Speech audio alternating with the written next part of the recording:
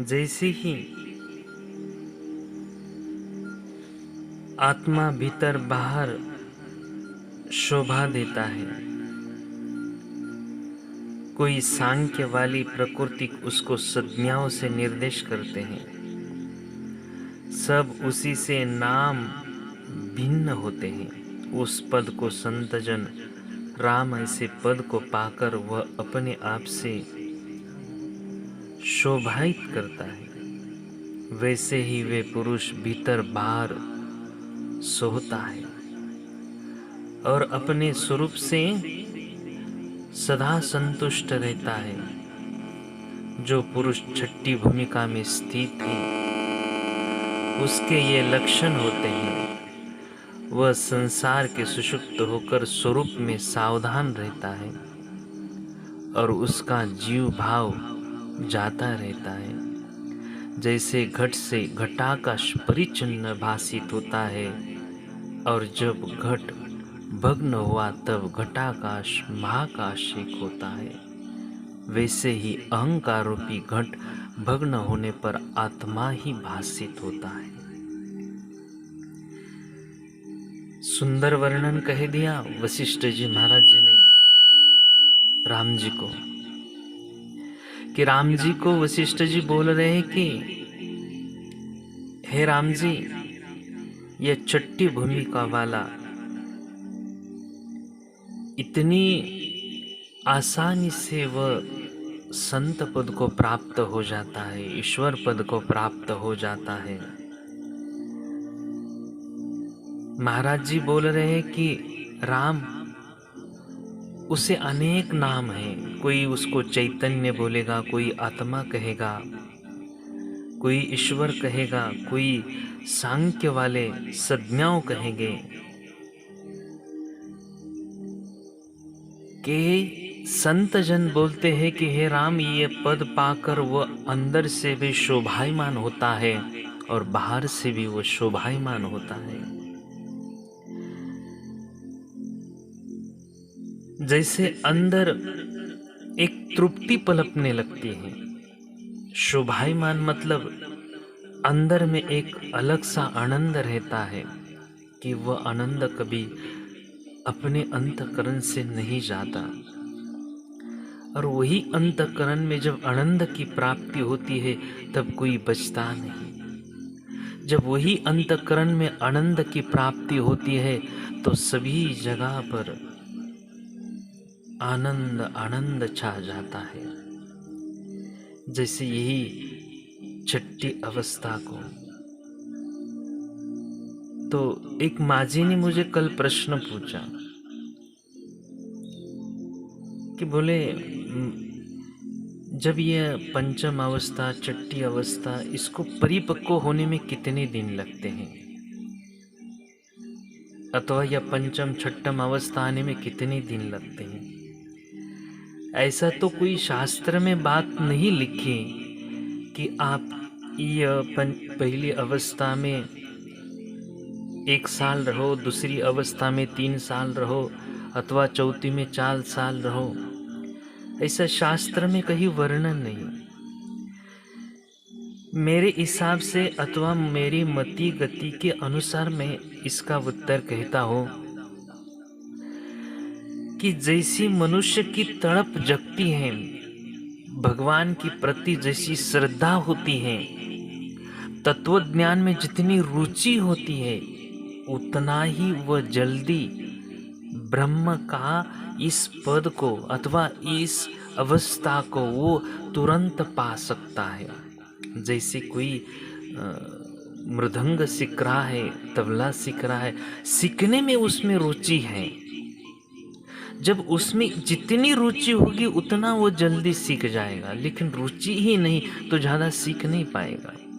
जैसे भूख लगी है तो वह अपने आप अन्न की ओर खींचा जाता है, अन्न नहीं आता। जितनी भूख तीव्र होगी उतना वो अन्न की ओर जाता है। वैसे ही भगवान की जितनी तड़प है, जितनी रुचि है, भगवान पाने की जितनी भूख है, उतनी जल्दी वह पहुंच जाता है। मैंने एक उदाहरण में एक अनुभव भी कह दिया, क्योंकि कोई भी शास्त्र की बात कहते हैं ना तो उसके साथ अनुभव और सिद्धांत होना चाहिए। जब सिद्धांत मतलब उसी शास्त्र के अनुसार एक सिद्धांत आता है, तो जैसे पूज्य घाट वाले बाबा जी बद्रीनाथ गए, और जब बद्रीनाथ गए तो और तुकाराम महाराज जी भी देहू से जब भामचंद की ओर गए ना, तब उनकी छठी अवस्था नहीं थी, पंचम नहीं थी, द्वितीय भी नहीं थी। मतलब प्रथम में वैराग्य था और द्वितीय में उन्होंने प्रतिपादन किया था, द्वितीयों में चरण रखा था। तो तुकाराम महाराज जी को इतना वैराग्य दृढ़ हुआ कि बस बोले मेरे को भगवान को पाना ही। वो निकल पड़े, घर से निकल गए तो 15 दिन किसी को मिले नहीं, 15 दिन ही बैठ गए। जब 15 दिन अपनी गुफा में बैठ गए, तब तुकाराम महाराज ने वहां पर एक अभंग लिख लिया, मज सर्प विंचू ढसीले। म्हणजे इस मराठी में अर्थ ले लेना तो ये अभंग में यही कह दिया है, कभी क्रोध आया, कभी द्वेष आया, कभी लोभ आया, और इस देह को, इस मन को उसने स्पर्श किया। तो तुकाराम महाराज तो वैराग्य लेकर गए थे, लेकिन 15 दिन में ही उनकी इतनी तड़प जगी, 15 दिन में ही इतने महान बन गए कि वह सीधा छठम अवस्था में चले गए। सीधा तृतीय चतुर्थ पार ही कर दिया और सीधा पंचम से भी पार छठी अवस्था में गए।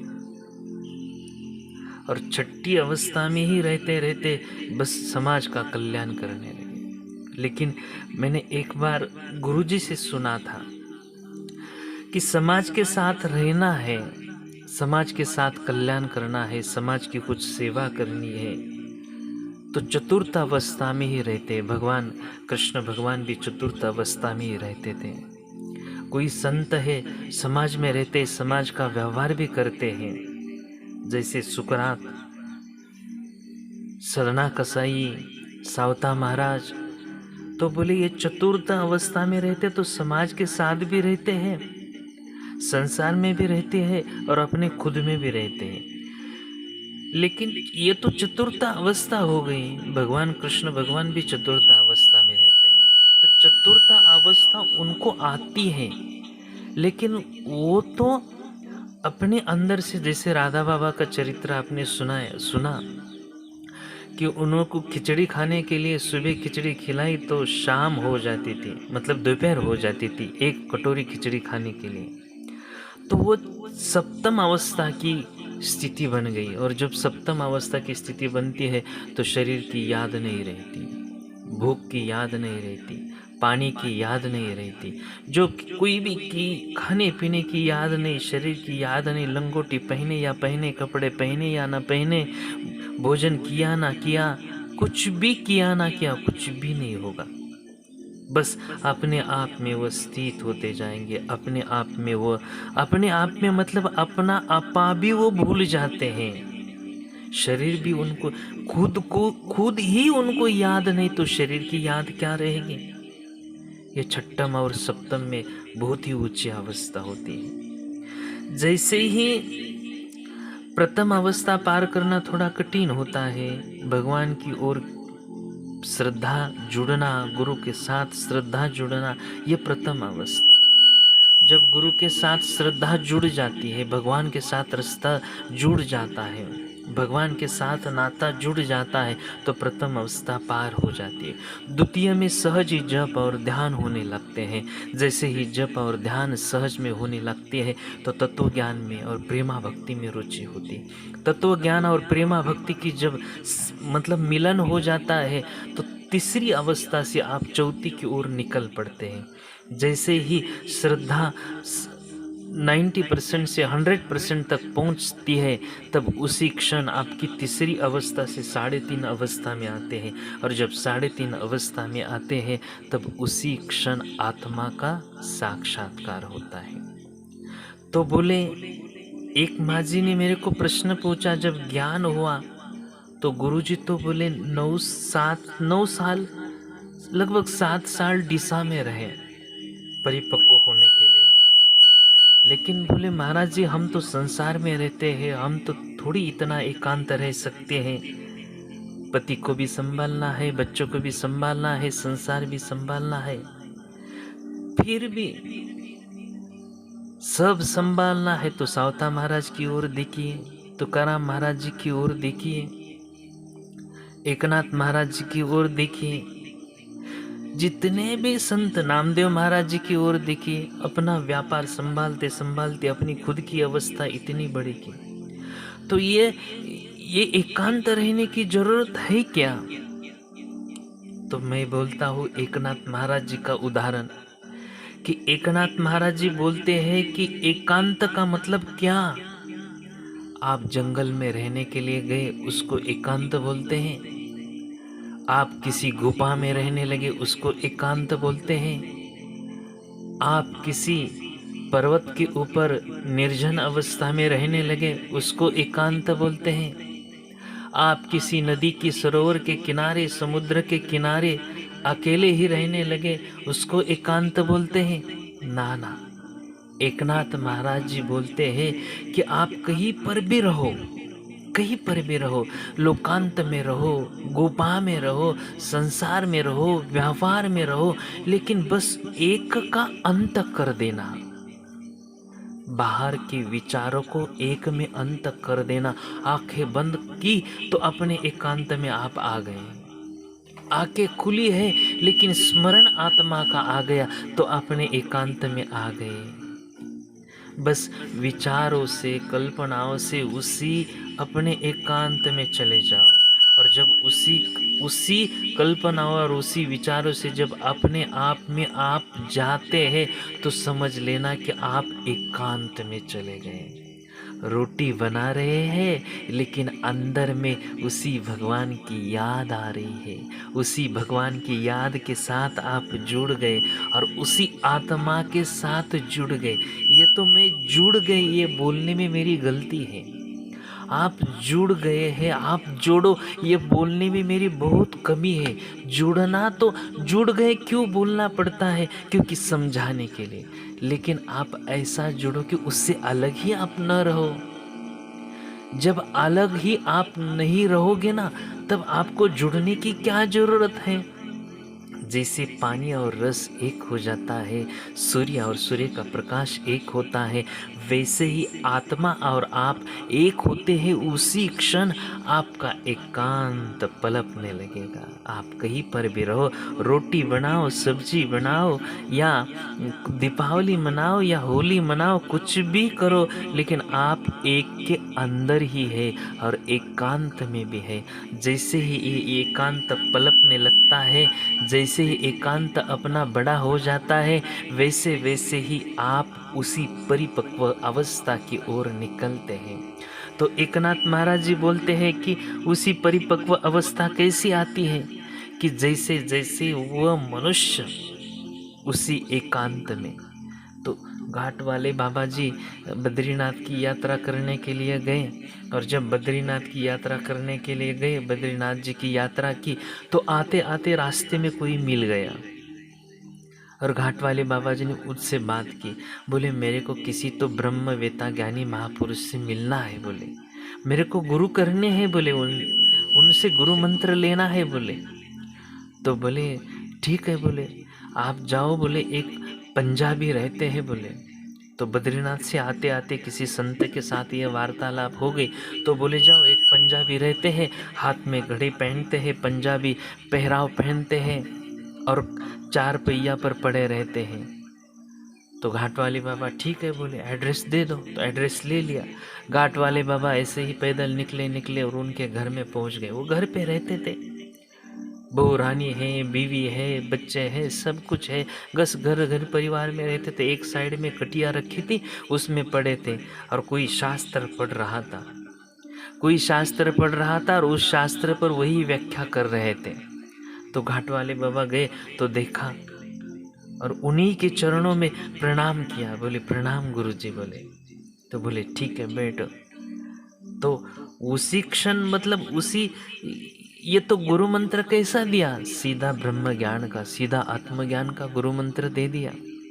जैसे ही बैठे वही शास्त्र कोई पढ़ रहा और वही महात्मा कुछ उसके ऊपर व्याख्या कर रहे। कितने लोग, एक पढ़ने वाला और एक ये संत, दूसरा एक सुनने वाला और तीसरे घाट वाले बाबा, मतलब इनमें तीन श्रोता और बताने वाले एक महात्मा। जैसे ही ये महात्मा कहते गए, घाट वाले बाबा आंखें बंद करके वही ज्ञान ग्रहण करते गए। एक दिन रहे वहीं पर रात्रि के विश्राम की, और दूसरे दिन दोपहर को तो निकल पड़े। ऐसे ही निकल पड़े, आज आ गए, रात को रहे और दूसरे दिन आत्मा का ज्ञान लेकर, ज्ञान की प्राप्ति कर कर साक्षात्कार करके निकल पड़े सीधा पंचम भूमिका लेकर ही निकल पड़े। एक ही दिन में और एक ही रात में ज्ञान की प्राप्ति भी हो गई और पंचम भूमिका भी हो गई। कितना समय लग गया? नहीं लगा, क्योंकि तड़प है पिछले जन्म की। कोई पिछला जन्म तो यहीं पर लेना ही नहीं, क्योंकि यहाँ पर अवधूत गीता है कि अवधूत गीता में दत्तात्रेय भगवान बोलते हैं आप पिछला याद मत करो, बोले अभी इसी समय। और तुकाराम जी भी महाराज यही बोलते हैं, जो सो हो गया, बोले अभी से, बोले भगवान की साथ आप एक बार जुड़ गए तो पिछला जन्म और पिछला कर्म सब बातें छोड़ दो। बोले जब आप इसी समय भगवान के साथ जुड़ जाते हैं तो ज्ञान की प्राप्ति अभी से हो गई। बोले बस अवधूत गीता में तो यही दत्तात्रेय भगवान बोलते हैं कि कोई पिछला पुण्य, पिछला कोई धन या अथवा कोई पिछला कोई कर्म, कोई पिछला सत्कर्म की बात यहाँ पर अवधूत गीता में नहीं कही गई। क्या कह दिया? बस दृढ़ निश्चय इसी क्षण आपने कर दिया कि मैं आत्मा हूँ, आत्मा के सिवाय मेरा कोई है नहीं। और दृढ़ निश्चय करते करते फिर मन में संशय नहीं लाना, अरे मैं आत्मा सच में हूँ ना, अरे मैं तो मनुष्य, मैं तो जीव ही, ये संशय नहीं लाना। जिस समय संशय आएगा उसी समय आप यही आत्माओं के ज्ञान से आप बाहर दूर चले जाओगे। लेकिन दत्तात्रेय भगवान अवधूत गीता में कहते हैं कि इतना दृढ़ निश्चय करो कि बस आप जीव नहीं, मनुष्य नहीं, मन नहीं, बुद्धि नहीं, चित्त नहीं। जैसे ही आप इस अवस्थाओं को त्याग करते हैं उसी क्षण आपकी तीसरी अवस्था पार हो जाती है। जैसे ही ये पूरा परिपक्व अवस्था से दृढ़ निश्चय हो जाता है कि मैं आत्मा हूँ, मैं भगवान हूँ, ब्रह्म हूँ, गुरु का स्वरूप हूँ, गुरु का अंश हूँ, तो उसी क्षण जब दृढ़ निश्चय हो गया तो श्रुति कहती है कि सबसे बड़े आपने ऊंचे से ऊंचे तीसरी अवस्था को पार कर लिया। और तीसरी अवस्था जैसे ही पार होती है और दृढ़ निश्चय में परिपक्वता आती है, एक के साथ जुड़ जाती है और एक के साथ इतना एक हो जाते हैं कि देह को भी विसार दिया, मन को भी विसार दिया, चित्त को भी विसार दिया, कोई विचार को भी विसार दिया, एक के साथ इतना जुड़ गए, एक ही, बस बाकी कुछ भी नहीं, सब में एक, एक में सब, सबका मालिक एक है, एक, बस एक के साथ आप जुड़ गए ना, हो गए उसके साथ एक। देह सभी मिथ्या हुई, जगत हुआ निस्सार, तभी हुआ आत्मा से अपना साक्षात्कार। बस एक आत्मा से दृढ़ निश्चय हुआ, एक आत्मा से दृढ़ श्रद्धा हो गई, एक ही आत्मा से दृढ़ एकाकारता हो गई, एक ही आत्मा में एक अंत हो गया। एकांत में आप चले गए। जब एकांत में चले गए तब रोटी बनाओ तो भी उसकी याद नहीं, उसी के साथ आप रहते हैं। खाना बनाओ तो उसी के साथ रहते हैं। कोई संसार का कर्म करे तो उसी के साथ रहते हैं। सदना कसाई इधर मांस बेच रहे हैं लेकिन उसी के साथ है। सावता महाराज जी खेती कर रहे हैं फिर भी उसी के साथ है। एकनाथ महाराज जी घर में पूजा पाठ कर रहे लेकिन उन्हीं भी इसी एक के साथ है। तुकाराम महाराज जी 15 दिन ही गए तो परिपक्वता लेकर आ गए, उसी एक के साथ है। तो बस ये महापुरुष कैसे बन गए कि बस एक के साथ जुड़ गए, एक ही हो गई, बचा कुछ भी नहीं, कठिन कुछ नहीं। क्योंकि वशिष्ठ महाराज जी बोल रहे कि राम जी, ये आत्मा का ज्ञान पाना और आत्मा का हो जाना, जैसे फल, पेड़ के पत्ते और फूल तोड़ने में कष्ट है, लेकिन इसमें कष्ट नहीं है। कोई भी कष्ट नहीं बोले, बस अपने आप के अपने ही विचारों से, अपने ही विचारधाराओं से अंदर उतरना है। बोले जैसे कुएं में उतरना है तो रस्सी का सहारा लेना पड़ता है, वैसे ही अपने आप में अंदर उतरना है। तो बोले इसी विचारों का सहारा लो और इसी विचारों से आप अपने आप जाओ। तो यही 3.5 अवस्था परिपक्व हो गई। उसी समय कोई देह की याद नहीं रहेगी। उसी समय आप जितने अंदर जाओगे, जितने अंदर जाओगे, उतने प्रभु के हो जाओगे, उतने भगवान के हो जाओगे, उतने गुरु के हो जाओगे। जैसे जैसे गुरु के होते जाएंगे, भगवान के होते जाएंगे, जैसा छोटी सी अली भ्रमर का चिंतन करती है तो उसको भी पंख आते हैं तो वह आकाश में उड़ने लगती है, वैसे ही भगवान के साथ आप जब एक होते हैं तो आकाश में, इस ब्रह्मानंद की आकाश में, ब्रह्म की आकाश में आप मुक्त स्वरूप से सैर करने लगते हैं। फिर बाद में याद करना नहीं पड़ता, भगवान को याद करने की ज़रूरत ही नहीं, गुरु को याद करने की ज़रूरत ही नहीं, ईश्वर को याद करने की ज़रूरत ही नहीं, क्योंकि आप तो दिखने में मनुष्य है लेकिन अंदर से गुरु स्वरूप बन गए। दिखने में सामान्य जीव है लेकिन अंदर से राम रूप हो गए। बाहर से दिखने में जीव है लेकिन अंदर से शिव बन गए। जब यही 3.5 अवस्था में आप पलकने लगते हैं, कभी 2.5 मिनट समाधि लगेगी, कभी 2.5 सेकंड लगेगी, कभी 2.5 दिन लगेगी, कभी 7 दिन लगेगी, कभी 10 दिन लगेगी, कभी 1 महीना लगेगी। ऐसा कुछ नहीं। पानी पिया है तो जैसे चुल्लू भर पानी पिया है तो स्वाद उसका, जैसे चुल्लू भर पानी में स्वाद है तो पूरे सरोवर का पानी पी लिया तभी भी वही स्वाद है। वैसे आप 2.5 सेकंड में भी उसमें स्थित होते हैं तो फिर स्थित होने की जरूरत नहीं, उसी आत्मा की ओर जाते हैं। कभी मन में प्रश्न भी उठता है कि कैसे जाए, कैसे जाए, समझ में भी नहीं आता। ये प्रश्न उठता है मतलब वही संशय है। इस संशय को सब छोड़ दो, इस संशय को त्याग करो और उसी के साथ एक होते जाओ, उसी के साथ। कौन है? सच्चिदानंद स्वरूप है, वह सत है, चेतन है और आनंद है। जो आनंद आ रहा है अंदर से तो वही उसका आत्मा का स्वरूप है। बोले आत्मा को किसने देखा है? बोले मैं बोल दूंगा कि बोले मैंने देखा है। कैसे देखा है? तो वो सत्य है, ये शरीर में सत्य स्वरूप में है, वह चेतन है, वही आत्मा शरीर को चला रहा है। वही चेतन अवस्था जब शरीर को जितने दिन चलाता है वही शरीर चेतन रहता है। जिस दिन इसमें चेतनता निकल जाती है तो वही शरीर मृदा बन जाता है। तो देखा नहीं अपने आत्मा को, देख ही लिया है ना। जब आनंद आता है तो हृदय के ऊपर हाथ रखते हैं कि हे भगवान, हे प्रभु, हे मेरे बोलते हैं तो हृदय के ऊपर हाथ रखते हैं। जैसे ही हृदय के ऊपर हाथ रखते तो आनंद की तृप्ति होती है। तो आनंद बाहर के वस्तुओं से आता तो वो वस्तु आनंद से नाचती, लेकिन अंदर से आनंद आता है। इसी आनंद का नाम है परमात्मा, इसी आनंद का नाम है आत्मा।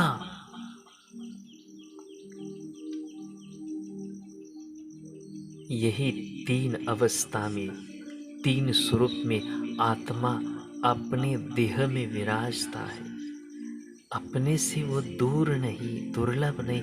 हर पल हर क्षण आपको वो दर्शन दे रहा है, लेकिन दर्शन लेने की विचारधारा नहीं थी, मन में बुद्धि में ज्ञान नहीं था। उसी को आत्मज्ञान बोलते हैं।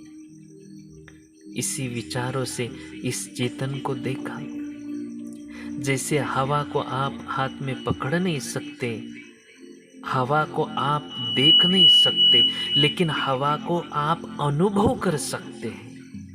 तो यही वशिष्ठ महाराज निर्वाण प्रकरण में बोलते हैं कि आत्मा अनुभव स्वरूप है।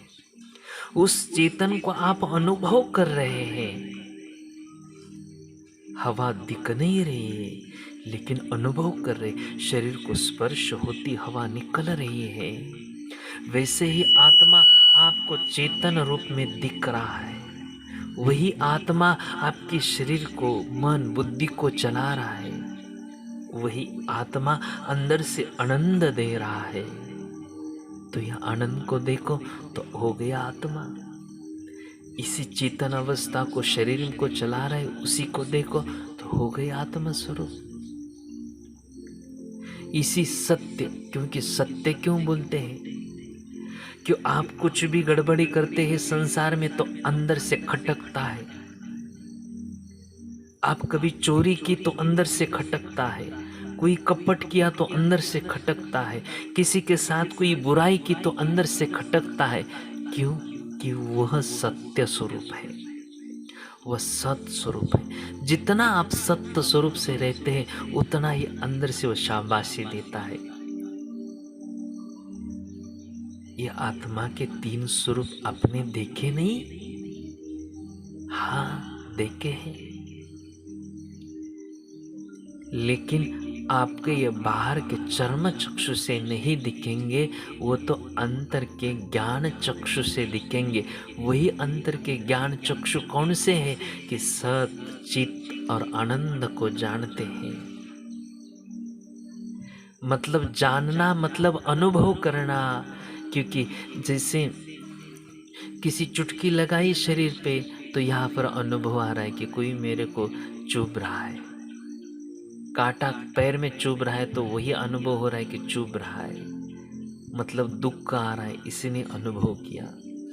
किसी ने चरण चंपे की तो मन में सुख आ रहा है, तो सुख और दुख को बता रहा है। सुख और दुख आ रहा है, ये देख रहा है। कौन है? वही आत्मा है। जब ये स्थिति होती है तो बचता क्या है? कुछ भी नहीं बचता।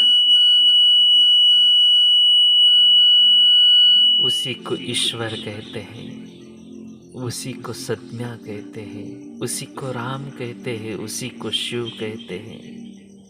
हे राम जी, यही पंचम अवस्था, ये 3.5 अवस्था में यही परिपक्व आती है तो चतुर्थ अवस्था बन गई, पंचम अवस्था बन गई।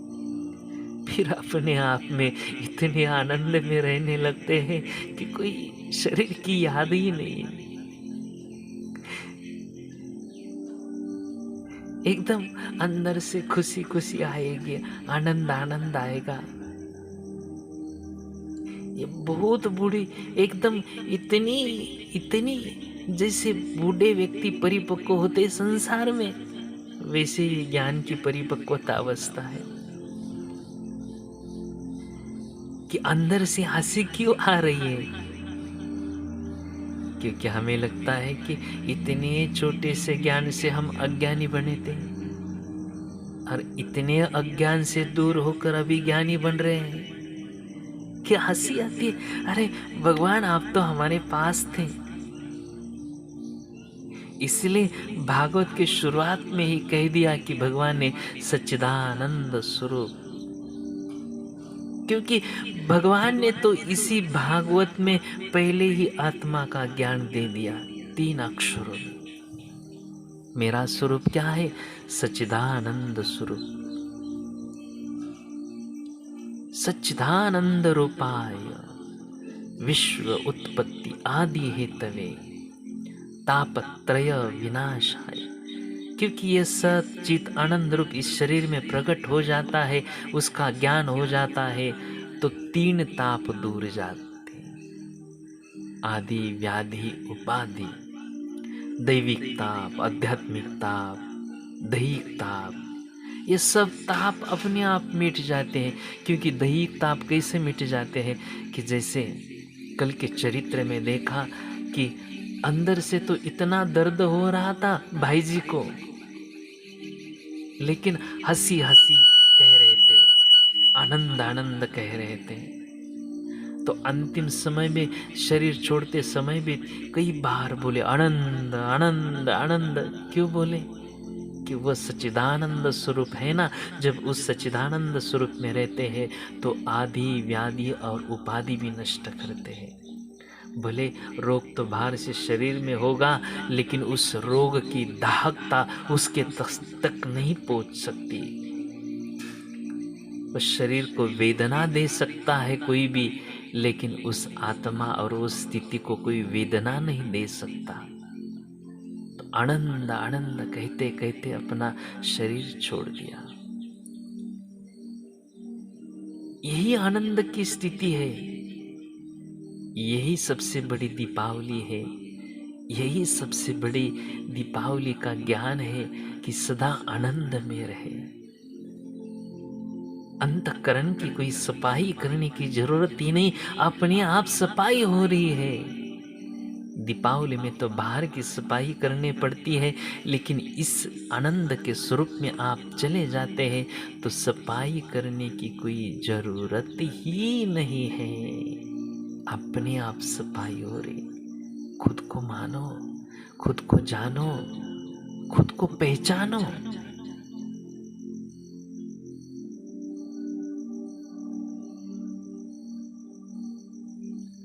घट जल में देखा, घट तोड़ जल जल में मिलाया, जल प्रकाश आकाश में छाया, निज स्वरूप का ज्ञान दृढ़ाया, ढाई दिवस होश न आया। घट जल, एक घट के जल से दूसरे घट में जल में मिलाया तो कोई फर्क है नहीं। आकाश आकाश से मिल गया तो फर्क है नहीं। वैसे ही गुरु की दृष्टि अंतःकरण में पड़ गई तो क्या हुआ? आत्मा आत्मा से मिलन हो गया, गुरु गुरु से मिलन हो गया, ईश्वर ईश्वर से मिलन हो गया।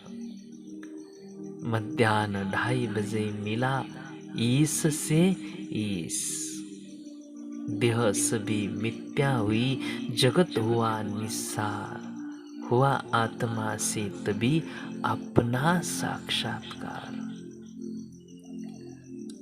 तो यही है, सत को देख लिया, चेतन को देख लिया, आनंद को देख लिया। वही दिखाने के लिए भाव समाधि जब लगती है तो वही परमात्मा सामने कृष्ण भगवान के रूप में आते हैं। और जब कृष्ण भगवान के रूप में आते हैं तो वही अंतःकरण में प्रेम के निर्माण करते हैं।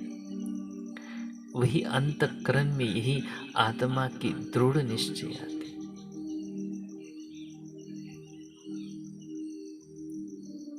निज स्वरूप का ज्ञान दृढ़ाया। दृढ़ाया मतलब यही अवधूत गीता का वाक्य आप ले लो। दृढ़, जिस दिन आपका दृढ़ निश्चय हो जाएगा कि मैं ही आत्मा हूं, तो उस दिन आप आत्मा के हो गए। उसी क्षण आपने कई अवस्थाओं पार कर दी। निज स्वरूप का ज्ञान दृढ़ाया, 2:30 दिवस होश न आया। मग कैसा होश? भले शरीर बाहर से चल भी रहा है, खा भी रहा है, पी भी रहा है, लेकिन संसार को जब आप भूल जाते हैं और उसी एक के साथ एक हो जाता है तो 2.5 दिन क्यों बोल दिया? क्योंकि ओंकार 2.5 अक्षर से बना है, और जब उसी 2.5 अवस्था से आगे निकलते हैं तो 2.5 दिन होश न है।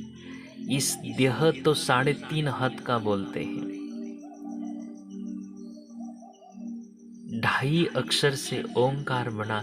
जब 2.5 अक्षर से ओंकार और उसी ओंकार के साथ आप एक हो गए और उसी प्रणव के साथ आप एक हो गए, उसी ओंकार के साथ आप एक हो गए, तो कुछ भी नहीं बचा।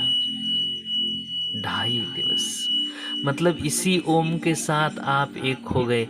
तो ओम क्यों बोले हैं? जब निराकार स्वरूप पहले स्फुरना हो रही थी, जब निराकार स्वरूप में पहली अवस्था में ब्रह्मा जी की निर्मिति होने से भी पहले एक होम था। जब ब्रह्मा विष्णु महेश की निर्मिति नहीं थी, तब एक अवस्था थी, और उसी एक अवस्था में पहली स्फुरना हो गई 2.5 अक्षर की, पहली स्फुरना हो गई 2.5 की, पहली स्फुरना हो गई 2.5 अवस्था की। तो वही एक स्वरूप से पहला शब्द बाहर निकला, ओम ओम ओम। बस इस ओम के सहारे ही अपने आत्मा में आप आ जाओ। जैसे ही आप ओम बोलोगे, वैसे ही दृढ़ निश्चय होगा।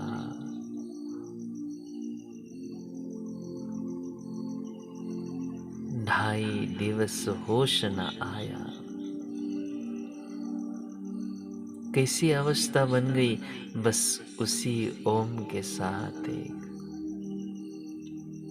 देह सभी मिथ्या हुई।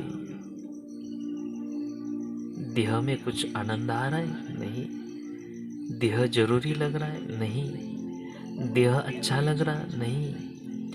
देह आपको रखने की इच्छा है? नहीं। देह चला जाए तो दुख होगा? नहीं। कुछ भी नहीं। देह सभी मिथ्या हुई, जगत हुआ निसार।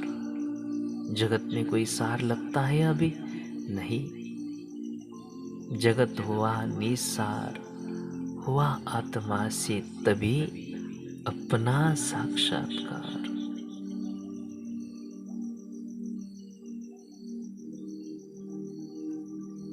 एक ओंकार, सतनाम ओंकार, बाहर भीतर एक ही ओंकार। मनी जैसे अंदर शोभा पाता है, बाहर भी शोभा पाता है, तो यही एक ओंकार की अवस्था अंदर भी शोभा पाती है, बाहर भी शोभा पाती है।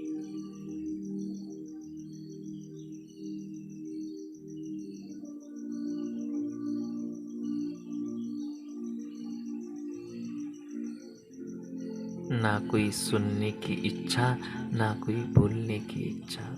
क्या हो गया? दीद दो है पर दृष्टि एक है, लघु गुरु में वही एक है। आंखें दो है, दिखने में एक दिखता है। दत्तात्रेय जी कहते हैं कि आंखें दो है, लेकिन दिखने में एक दिखता है। ऐसे भगवान और जीव दिखने में दो दिखते हैं, भक्ता और भगवान दिखने में दो दिखते हैं, शिष्य और गुरु दिखने में दो दिखते हैं, लेकिन अंदर से वह एक ही है।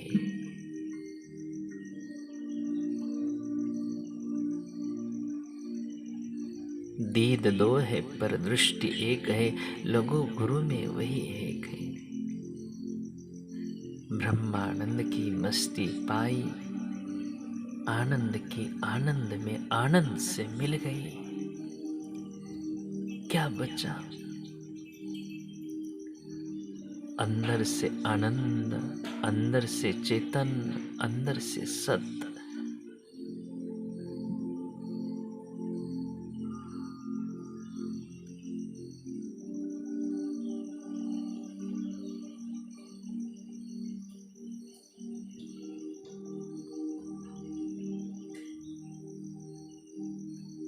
राम नाम कहते कहते राम रूप हो गए।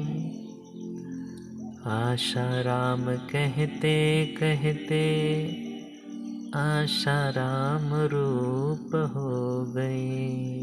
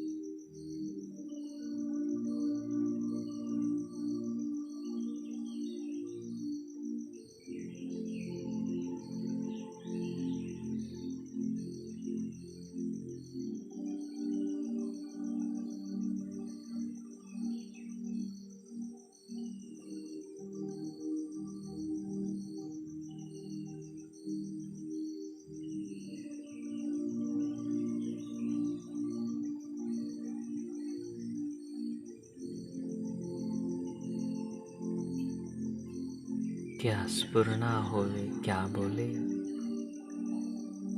अपने आप में आ जाओ, अपने आप में खो जाओ,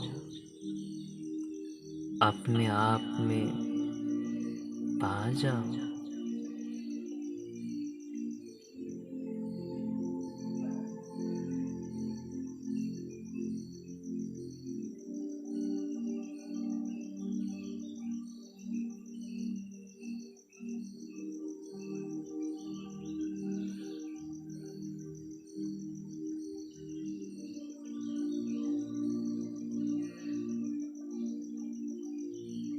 कभी श्वास रुक जाएगी, विचार की धारा रुक जाएगी, प्राण भी स्थिर हो गए, शरीर भी स्थिर होगा, मन भी स्थिर होगा। सब स्थिर, सब शांत, सब सत, सब चेतन, सब आनंद।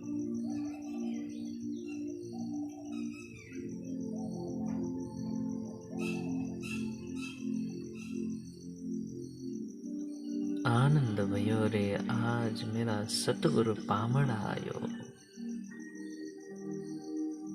मेरे सतगुरु भीतर आयो है, भीतर।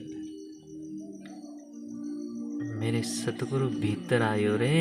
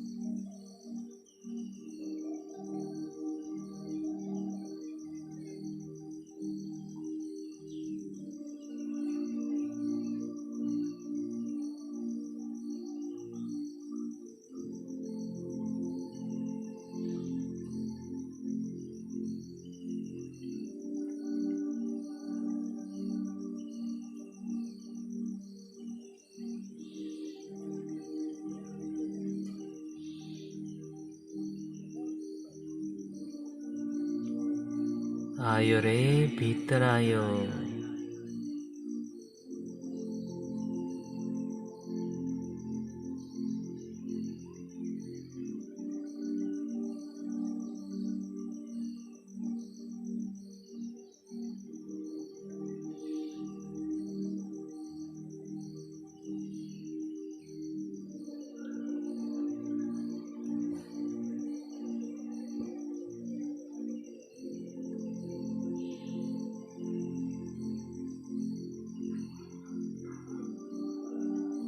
हो गई आपकी दीपावली, सुंदर सुहानी आनंद स्वरूप दीपावली।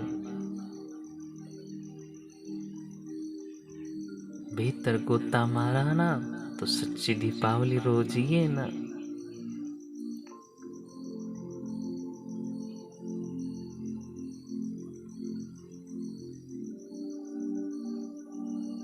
गंगा का किनारा, शांत रूप से गंगा बह रही है, आवाज कर रही है, पक्षियां ओंकार गा रही है। हवा में देखो तो ब्रह्मनाद चल रहा है।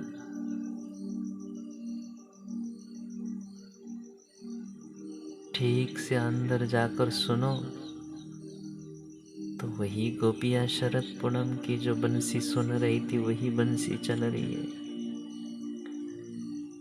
तो राधा बाबा को तो खुली आंख समाधि लग गई थी। पहले दूर बंसी सुनाई पड़ी, फिर नजीक सुनाई पड़ी, फिर तो सामने ही सुनाई पड़े। खुली आंख समाधि। कभी किसी को आंखें बंद करके समाधि लगती है तो किसी को खुली आंख लगती है। भीतर गोता मार मार रे, भीतर गोता मार, मारत मारत ऐसे मार कि उसी के हो जा, बस उसी के। छोड़ पवारे झगड़े सारे हो,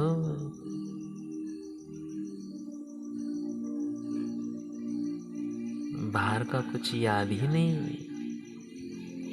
अंदर का भी कुछ नहीं, क्योंकि अंदर उसके साथ एक हो गए तो थोड़े अंदर का याद रहेगा, कुछ भी नहीं। गुरुर् ब्रह्मा गुरुर्विष्णु गुरुर्देवो महेश्वरा, गुरुर साक्षात पार ब्रह्म। ये चौथा स्वरूप है गुरु का। गुरु ब्रह्मा है, विष्णु है, महेश है, लेकिन पार ब्रह्म, पार ब्रह्म, ये पार ब्रह्म की अनुभूति हो रहे ना, ये गुरु का चौथा दर्शन है।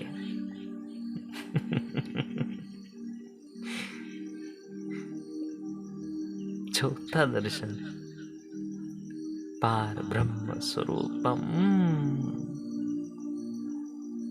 पार ब्रह्म है। बाहर से भी ब्रह्मनाद, मतलब पार ब्रह्म, पार हो गए। तो ब्रह्म क्यों बोले कि ब्रह्मनाद अंदर से सुनाई दे पड़ा। तो गुरु ब्रह्मा तीन मुख वाले गुरु जी है, विष्णु चतुर्भुज वाले नारायण स्वरूप गुरु जी हैं, शिव त्रिशूल और डमरू व्याघ्र चर्म धारण करने वाले शिव है। लेकिन पार ब्रह्म बोले तो ब्रह्मनाद, जैसे ब्रह्मनाद को आप पकड़ सकते हैं? नहीं। एक ओंकार को पकड़ सकते हैं? नहीं। शब्द की ध्वनि को पकड़ सकते हैं? बोले नहीं। हवा को पकड़ सकते हैं? नहीं। ये गुरु का चौथा स्वरूप है, पार ब्रह्म। और यही ब्रह्म अंदर से नाद पलके, यही ब्रह्मनाद अंदर से झलके, यही ब्रह्मनाद अंदर से अनुभूति करा के दे, यही ब्रह्मनाद अंदर से कोई ध्वनि दे, कभी बंसी बजाए, कभी पक्षियों की किलवलाट करे।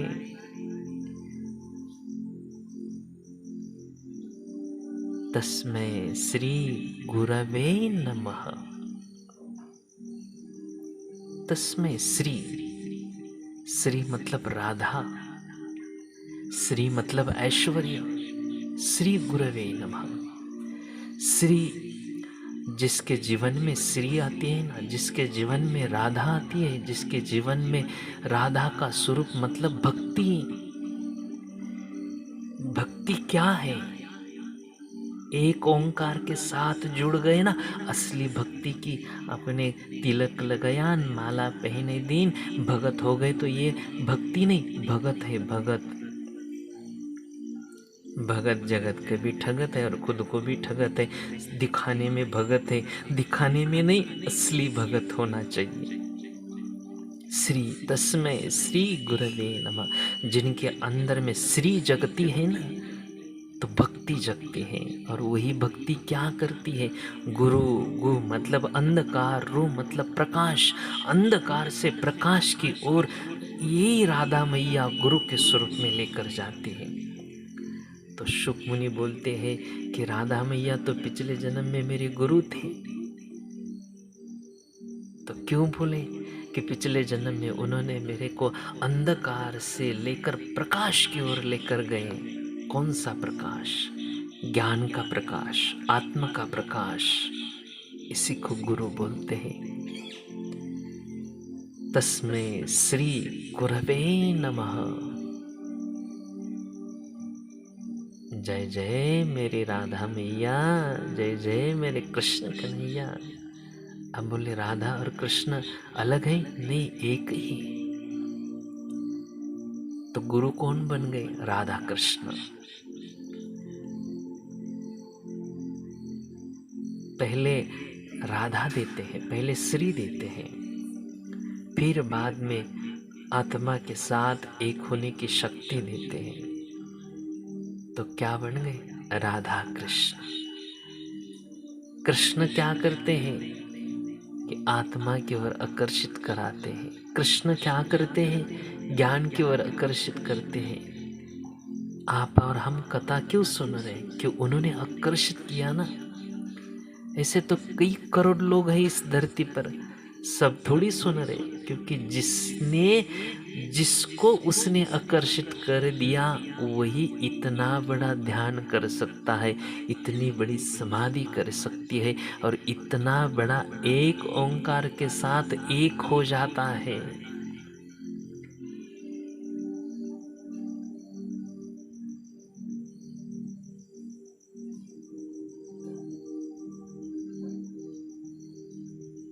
साधो भाई सहज समाधि भली दिन दिन अधिक चले। ये सहज समाधि है, समाधि करने की कोशिश नहीं, सहज ऐसे ही लग गई तो लग गई। तो उसी अनंतर जब उस पुरुष को सप्तम भूमिका प्राप्त होती है तब वो अपने को आत्मा ही जानता है। जब ध्यान करते करते सप्तम भूमिका में चला जाता है तब अपने को आत्मा ही जानता है। अपने सिवा कोई है नहीं, ना मनुष्य है ना जीव है, कोई भी नहीं, कुछ भी नहीं। उसी पंच भूतों का ज्ञान नहीं रहता तब केवल आत्म तत्व मात्र होता है। और दृश्य का ज्ञान नहीं रहता, बल्कि यह भी ज्ञान नहीं रहता कि विश्व मेरे आश्रय से फुरता है। देह सहित हो अथवा विधेयी हो, उसकी आत्मा से उत्तान कभी नहीं होता। जैसे आकाश अपनी शून्यता में स्थित है, वैसे ही वे आत्म स्वरूप में स्थित है। उसकी चेष्टा भी स्वाभाविक होती है। जैसे बालक पालने में अपने अंग स्वाभाविक हिलाता है, उसकी चेष्टा भी स्वाभाविक होती है। जैसे बालक उसकी तागे के हिलने से चेष्टा करती है, वैसी प्रारब्ध वेग से तागे से उसकी चेष्टाएं होती हैं। उसको अपने कुछ इच्छाएं नहीं रहती। हे राम, सप्तम भूमिका वाली जैसी अवस्था को प्राप्त होता है उसे वही जानता है और कोई जान नहीं सकता। जिसका चित्त सत पद को प्राप्त हुआ वही बात आगे आ गई कि जिसने सत स्वरूप में, सत क्या है? आत्मा। और यही सत पद को जिसका चित्त प्राप्त हुआ, जिसके चित्त में परिपक्वता अवस्था आ गई सत पद की, जिसका चित्त सत पद को प्राप्त हुआ, यही इसको ही तुरिया पद बोलते हैं। वही तुरिया पद में स्थित है, वही विधेय मुक्त है। उसमें अहम भाव का उत्तान कदापि नहीं होता। वह सत्य स्वरूप है पर असत्य किनाई स्थित है। हे राम, वह पुरुष उस पद को प्राप्त होता है जिसमें वाणी की गति नहीं होती। वाणी रुक जाती है वहाँ पर, परंतु फिर भी कुछ कहता हो। वह शब्द निर्मल अद्वैत चैतन्य ब्रह्म, काल का भी काल, केवल चिन्ह मात्र है और ज्यों का त्यों अच्युत पद। उस पद को पाकर जीव ऐसा हो जाता है जैसे वस्त्र के ऊपर मूर्ति लिखी है, वैसे ही वे उत्तान से रहित होता है और उसको अहम ब्रह्म की उत्तान भी नहीं रहती। यही राम जी, यही सप्त भूमिकाएं जो तुमसे कही, इन्हों से ज्ञान की प्राप्ति होती, अन्य साधना से ज्ञान की प्राप्ति नहीं होती।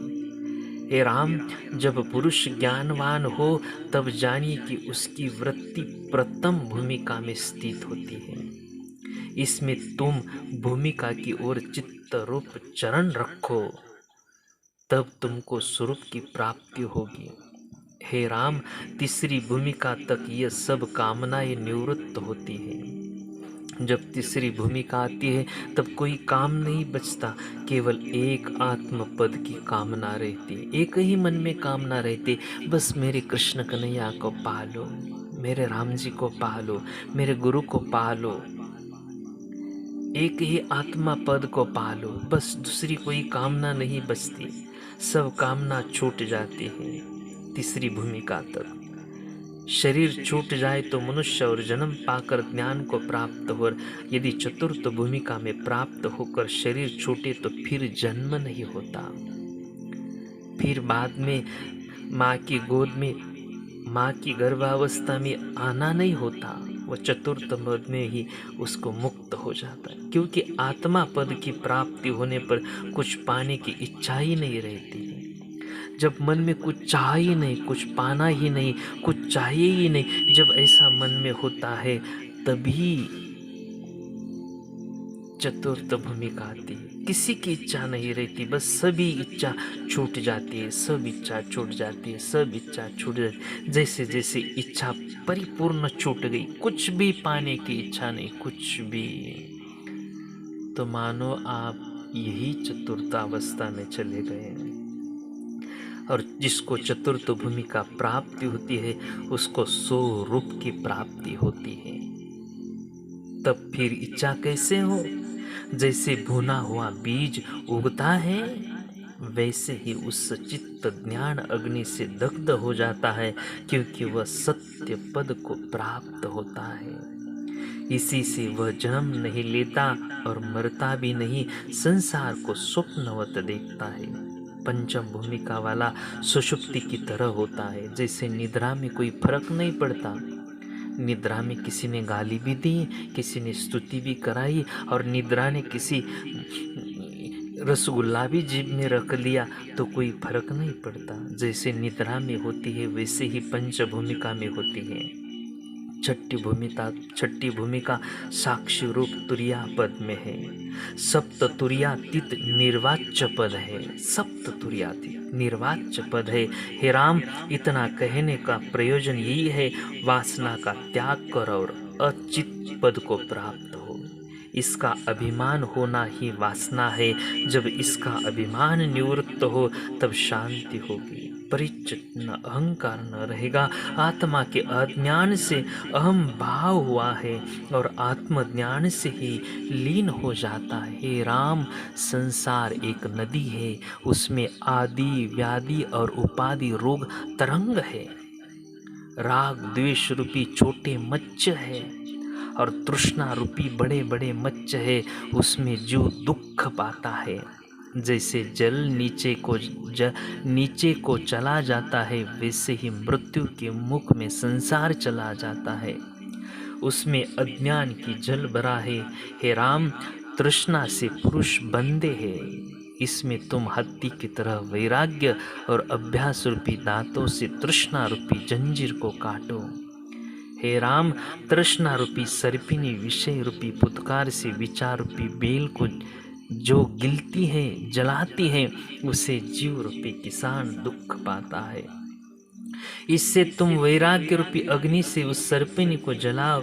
हे राम, इस तृष्णा दुखदाई जब तृष्णा है तब तक संतों के वचन हृदय में स्थान नहीं पाते। जब तक इस अंतःकरण में तृष्णा है तब तक संत के कितने भी बड़े वचन हो तो हृदय में ठहरते नहीं, क्योंकि तृष्णा है। ये तृष्णा कुछ पाने की, कुछ कमाने की, कुछ ये संसार की तृष्णा रहती है तो संत के वचन अच्छे नहीं लगते। जब यही तृष्णा तृप्त हो जाते हैं तो संत के वचन अच्छे लगते हैं। तृष्णा, अभिलाषी, इच्छा, पूर्णा, संस्कृति, ये सब इसी के नाम है। इच्छा रूपी मेघ ने ज्ञान रूपी सूर्य को ढका है, इससे वह नहीं चमकता। जब विचार रूपी पवन चले तब इच्छा रूपी मेघ नष्ट हो जाए। यही विचार रूपी पवन एक बार दृढ़ निश्चय हो गया कि मैं आत्मा हूँ। ये राम, ये जीव आकाश का पक्षी है, पर कर्म में इच्छा रूपी ताग से बंधा है। ये तो आकाश में पक्षी मुक्त स्वरूप से घूमता है, लेकिन जैसे पक्षी के पैर में किसी ने धागा बांध दिया और वही धागा कोई पेड़ को लटका दिया तो पक्षी धागे के बाहर नहीं जा सकता। उतना ही वह उड़ सकता है। लेकिन इच्छा रूपी धागा जब कट जाता है तब आप मुक्त स्वरूप से उड़ान भर सकते हैं, कहीं भी चाहो तो। इसी को बोलते हैं, तब इच्छा रूपी मेघ जब नष्ट हो जाते हैं तब आत्मा रूपी सूर्य का साक्षात्कार होता है। बस विचार रूपी हवा आए तो ये इच्छा रूपी मेघ नष्ट हो जाते हैं, तभी आत्मा का साक्षात्कार हो जाता है। इसी ज्ञान की अवस्था को जब जानते हैं और इसी ज्ञान की अवस्था में जब परिपक्व होते हैं तब आप एक महान अवस्था में स्थित होते हैं।